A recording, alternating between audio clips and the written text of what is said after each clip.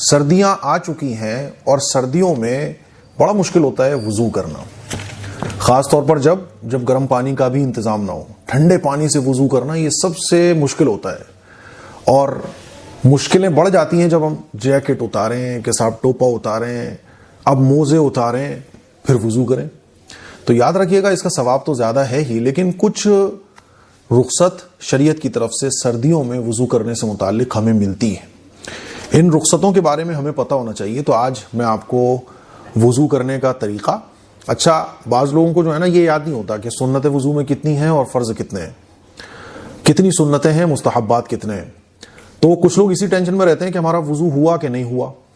تو بہت ساری باتیں ہیں آج وضو سے متعلق جو میں آپ لوگوں کو بتانے جا رہا ہوں۔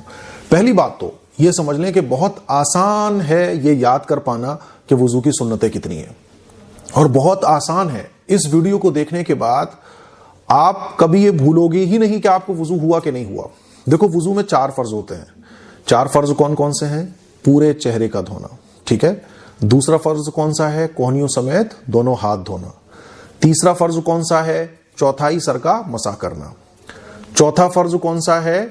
دونوں پیر ٹخنوں سمیت دھونا۔ تو یہ 4 فرض ہیں، چہرہ دھونا، دونوں ہاتھ دھونا، چوتھائی سر کا مسح کرنا، پورے سر کا مسح کرنا سننا، چوتھائی سر کا مسح کرنا یہ فرض ہے۔ چوتھا فرض ہے دونوں پیروں کا دھونا۔ ان 4 فرضوں کے علاوہ جتنی بھی چیزیں ہیں وہ یا تو سنت ہیں یا مستحبات ہیں۔ سمجھ گئے؟ 4 فرض آپ نے ادا کر لیے، آپ کا وضو ہو گیا۔ اور 4 فرضوں میں سے اگر کوئی ایک فرض چھوٹ گیا یا کوئی ایک فرض پورا ادا نہیں ہو پایا تو آپ کا وضو ہی نہیں ہوگا۔ تو ہمیشہ یاد رکھیے ان 4 فرضوں کے علاوہ جتنی بھی چیزیں ہیں وہ سنت ہے۔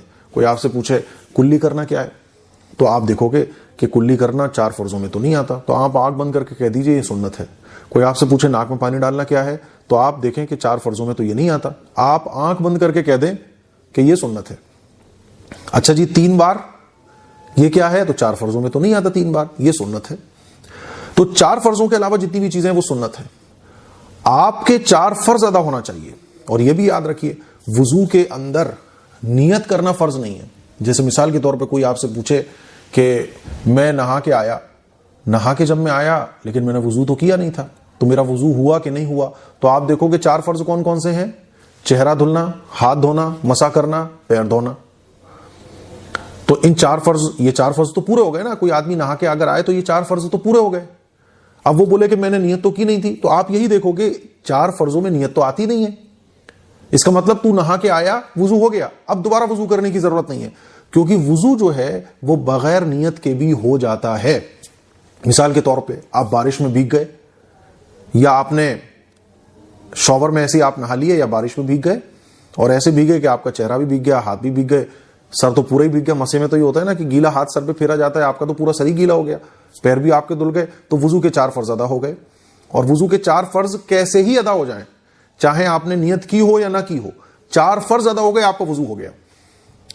تو یہ 4 فرض آپ کو یاد رکھنا بہت ضروری ہے۔ ان 4 فرضوں کے علاوہ جتنی بھی چیزیں ہیں وہ یا تو سنت ہیں یا مستحبات ہیں، ٹھیک ہے۔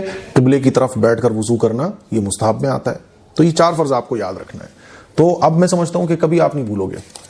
دوسرا مسئلہ، ایک وضو سے آپ جتنی چاہیں اتنی نمازیں پڑھ سکتے ہیں۔ بعض لوگوں کا جو ہے نا وہ ہاضمہ اچھا ہوتا ہے، تو ایک وضو ان کا کئی نمازوں تک چل جاتا ہے۔ ظہر کی نماز سے لے کے بعض لوگ تو ایسے ہیں جو عشاء تک پڑھ لیتے ہیں۔ تو ایک وضو سے آپ جتنی چاہیں اتنی نمازیں پڑھ سکتے ہیں۔ پورے دن آپ کا وضو ٹکا ہوا ہے، کوئی مسئلے کی بات نہیں ہے، ضروری نہیں ہے کہ آپ کو اب وضو ریپیٹ کرنا پڑے گا، ٹھیک ہے۔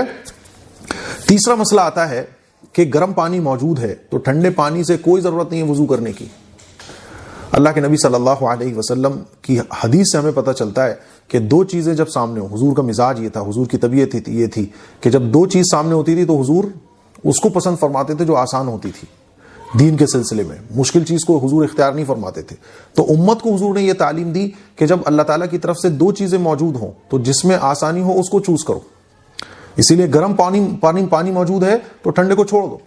ٹھنڈے پانی سے وضو کرنے کی کوئی ضرورت نہیں ہے۔ آپ اگر یہ سوچ کے ٹھنڈے پانی سے وضو کرو گے کہ صاحب مجھے تو ثواب زیادہ مل جائے گا، کیوں اپنے آپ کو پریشانی میں ڈال رہے ہو؟ گرم پانی موجود ہے، اللہ کی نعمت ہے، اللہ سہولت دے رہا ہے تو اس کا فائدہ اٹھاؤ۔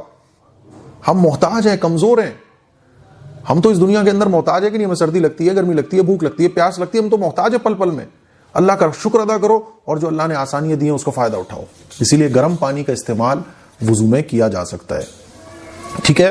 ایک چیز اور جو سردی کے موسم میں بہت ضروری ہے اور فائدے کی چیز ہے وہ ہے خفین، لیدر ساکس. لیدر ساکس اتنے مزے کی چیز ہے، پیر پھٹتے ہیں پیر نہیں پھٹیں گے. بعض لوگوں کی انگلیاں سوج جاتی ہیں، انگلیاں نہیں سوجیں گی.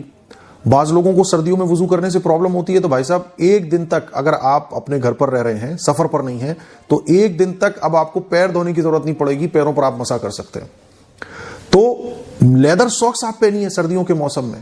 اور لیدر ساکس پہننا یہ عورتوں کے لیے بھی جائز ہے، مردوں کے لیے بھی جائز ہے، بچوں کے لیے بھی جائز ہے. آپ کے پیر ہی نہیں پھٹیں گے، پیر میں بہت آرام ملے گا آپ کو. لیدر ساکس 3 طرح کے ہوتے ہیں. ایک تو خفین جس کو ہم لوگ کہتے ہیں، ٹوٹل لیدر کے بنے ہوتے ہیں، پورے ہی لیدر کے ہوتے ہیں وہ، اور یہی آپ کو نارمل مارکیٹ میں ملیں گے. تو آپ لیدر ساکس لے لیجئے اور لیدر ساکس پہننے کے بعد آپ ان پر مسح کر سکتے ہیں. مسح کرنے کا طریقہ کیا ہے کہ آپ وضو کریں، وضو کرنے کے بعد آپ لیدر ساکس پہن لیجئے. اب آپ کا جب وضو ٹوٹے گا تو وضو ٹوٹنے سے لے کر اگلے 24 گھنٹے تک آپ اس پر مسح کر کے نماز پڑھ سکتے ہیں. آپ کو پیر دھونے کی ضرورت نہیں. آپ وضو کرنے گئے، آپ نے چہرہ دھویا، ہاتھ دھوئے، مسح کیا، پیر پر آپ نے مسح کر لیا، ہاتھ گیلا کیا اور پیر کے اوپر یوں کر کے پھیر لیا، ہو گیا آپ کا مسح. سمجھ رہے ہو؟ اچھا بعض لوگ کیا کرتے ہیں کہ وہ جو نارمل کپڑے کے ساکس ہوتے ہیں نا، اس پہ بھی مسح کر رہے ہوتے ہیں. تو یاد رکھیے گا 4 طرح کے موزے ہیں جن پر آپ مسح کر سکتے ہیں. نمبر 1 خفین. خفین پر تو مسح کرنے میں کوئی شک ہی نہیں ہے.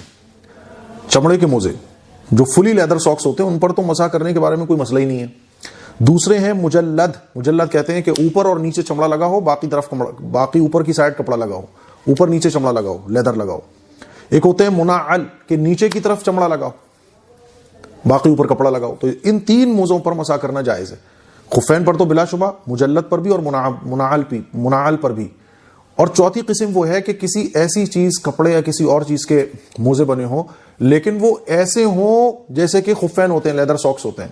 مثال کے طور پہ کوئی ایسے موٹے کپڑے سے موزہ بنا ہوا ہے جو لیدر ساکس کی طرح ہے. اس میں 3 چیزیں ہونا چاہیے کہ پانی جب آپ ڈالو تو پانی آپ کے پیر کے اندر نہ پہنچے. یہ فقہا نے پہلی شرط لکھی ہے. 3 شرطیں ہونا ضروری ہیں. اگر آپ لیدر ساکس کے علاوہ کوئی اور ساکس پہنے ہوئے ہیں اور آپ چاہتے ہیں کہ اس پر مسح ہو جائے تو یہ 3 چیزیں آپ کو چیک کرنا پڑیں گی. پہلی چیز کہ آپ پانی ڈالو تو پانی پیر تک نہ پہنچے. دوسرا کہ جب آپ چلو تو 2-3 کلومیٹر پیدل چل لو چپل کی طرح جیسے لیدر ساکس پہنتے ہیں نا، کتنا موٹا ہوتا ہے لیدر ساکس، آپ اس کو پہن کر چل سکتے ہیں. دور سے دیکھ کے لگے گا شاید آپ جوتا پہنے ہوئے ہو، ہے نا. اور اس کو پہن کر آپ کو جوتا 1 نمبر اور بڑا لینا پڑے گا. جو آپ نارمل جوتے پہنتے ہو اس میں یہ نہیں آئے گا لیدر ساکس پہننے کے بعد آپ کا پیر.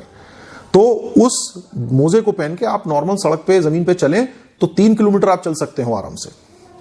تیسری شرط ہے کہ جیسے لیدر ساکس ہوتا ہے کہ آپ نے پہن لیا تو وہ اترتا نہیں ہے، اب نہ اس میں کوئی ربڑ کی لگانے کی ضرورت پڑتی ہے نا، کوئی ربڑ کچھ بھی نہیں ہوتا. چین ہوتی ہے، چین نہیں بھی لگاؤ تب بھی وہ چلتا رہے گا. تو یہ جو موزہ ہے کسی اور چیز کا، کپڑے کا بنا ہوا ہے، تو یہ ایسے ہو کہ اگر آپ اس کے اندر ربڑ وغیرہ نہ ہو تو یہ اپنی موٹائی اور مضبوطی کی وجہ سے یوں رہے، ایک دم پیر پہ لگا رہے، اترے نہ. تو یہ 3 شرطیں اگر پائی جاتی ہیں تو نارمل کپڑے کے، موٹے کپڑے کے موزے پر بھی مسح ہو سکتا ہے. لیکن اس طرح کا کوئی کپڑے کا موزہ ہمارے معاشرے میں آتا نہیں ہے. اب بعض لوگ کیا سمجھتے ہیں کتابوں سے پڑھ کر کہ نارمل جو ساکس ہم لوگ پہنتے ہیں اس پہ مسح ہو جائے گا. جس میں نے دیکھا ہے بہت سارے لوگوں کو کہ وہ وضو کریں گے اس پہ ایسے مسح کر لیں گے. تو بھائی اس کپڑے کے موزے پر مسح نہیں ہو سکتا کیونکہ اس میں یہ 3 شرطیں نہیں پائی جا رہی ہیں. سب سے بڑی شرط تو یہی ہے کہ پانی ڈالو گے، پانی فٹاک سے آپ کے اندر پہنچ جائے گا، گیلا ہو جائے گا پورا موزہ. سمجھ رہے ہو؟ اسی لیے نارمل ساکس پر مسح نہیں ہو سکتا. آپ خفین پہنیے، جو ٹوٹل لیدر ساکس آتا ہے اس کو آپ پہنیے اور اس پر مسح کیجیے. مسافر ہوں گے آپ تو 1 دن 1 رات 24 گھنٹے تک آپ وضو کرتے وقت پیر دھونے کی آپ کو ضرورت نہیں پڑے گی، آپ مسح کر سکتے ہیں. اور اگر آپ اگر آپ مسافر ہیں، مقیم ہے تو 1 دن 1 رات، اور اگر آپ مسافر ہیں تو 3 دن 3 رات. سمجھ رہے ہیں؟ تو یہ وضو کرنے میں کچھ رخصتیں ہیں جو شریعت نے ہمیں دی ہیں. اگر آپ کے کہیں چوٹ لگی ہے تو آپ اس حصے کو چھوڑ دیجیے. بعض لوگوں کی چوٹ لگ جاتی ہے سردی میں، وہ پریشان ہو رہے ہوتے ہیں کہ ہم وضو کیسے کریں، تو وہ اس جگہ پر پانی نہ ڈالیں بلکہ اس پر ایسے ہاتھ پھیر لیجیے. ہاتھ پھیرنا بھی اگر پاسبل نہ ہو تو اس جگہ کو آپ چھوڑ دیجیے. ٹھیک ہے؟ تو یہ سردیوں کے موسم میں وضو کرنے کے کچھ مسائل جو میں نے آپ لوگوں کے سامنے رکھے ہیں. مجھے امید ہے وضو کا طریقہ اور وضو کے یہ مسائل آپ لوگوں کو پتہ چل گئے ہوں گے. اس کلپ کو شیئر کریں، دوسروں تک پہنچائیں. السلام علیکم ورحمۃ اللہ وبرکاتہ.